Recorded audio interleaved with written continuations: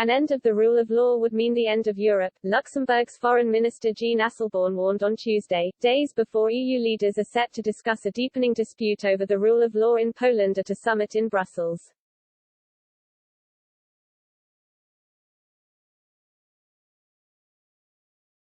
Europe will not digest the end of the rule of law. Europe will die from such a development. Europe has been built on democracy, liberty, respect, and the rule of law, Asselborn told reporters before a meeting of EU European Affairs ministers in Luxembourg.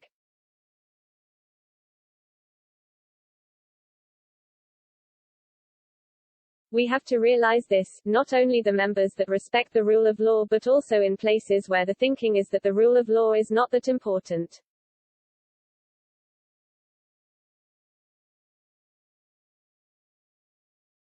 If you challenge the rule of law, you do it for a reason.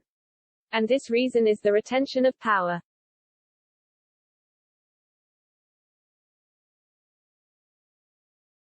The warning comes as the European Commission's chief executive warned Poland on Tuesday that its challenge to the supremacy of European Union law called into question the very foundations of the 27-nation bloc and could not go unpunished.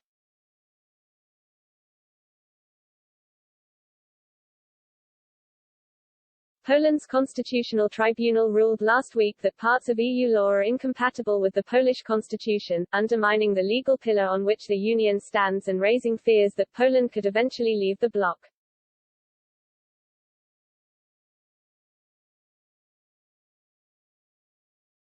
Poland's ruling Nationalist Law and Justice Party says it has no plans for a polexit and, unlike Britain before its Brexit referendum in 2016, popular support for membership of the EU remains high in Poland.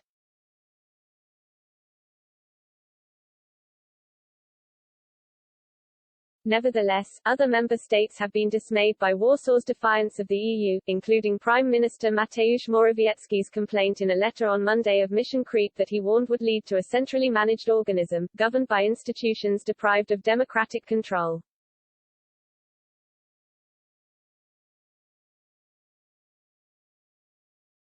Speaking ahead of Morawiecki in a debate on the row in the EU's Parliament in Strasbourg on Tuesday, European Commission President Ursula von der Leyen laid out 3 options for a response to the Polish court's attack on the primacy of EU law.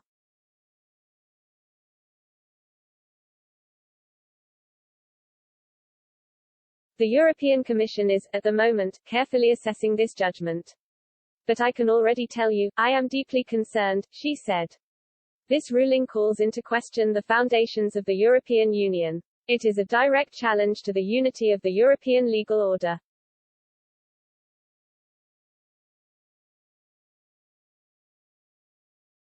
She said a first option is so-called infringements, where the European Commission legally challenges the Polish court's judgment, which could lead to fines.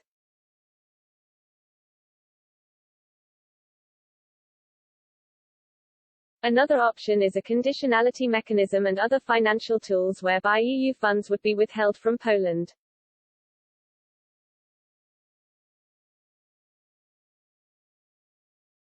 Until Warsaw's clash with Brussels is resolved, it is unlikely to see any of the €23.9 billion in grants and €12.1 billion in cheap loans that it applied for as part of the EU's recovery fund after the COVID-19 pandemic.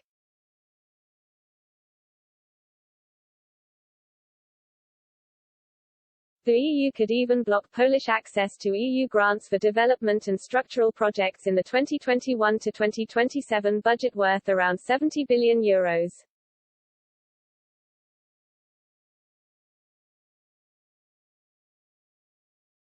Von der Leyen said a third option is the application of Article 7 of the EU's treaties.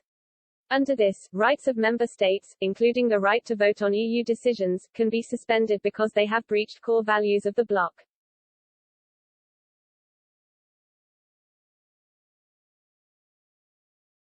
Morawiecki, speaking next in the EU Assembly, accused the bloc of overstepping its authority.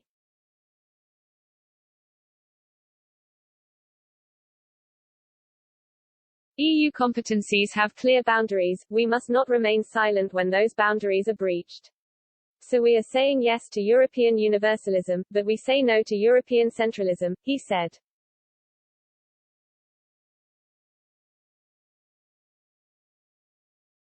A succession of members of the parliament then stood up to castigate the Polish leader, while other EU ministers gathering in Luxembourg joined the chorus of criticism.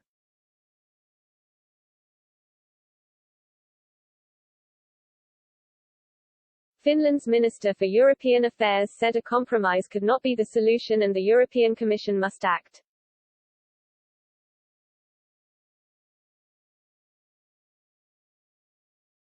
We do not want to escort anyone out, t3nsions told reporters.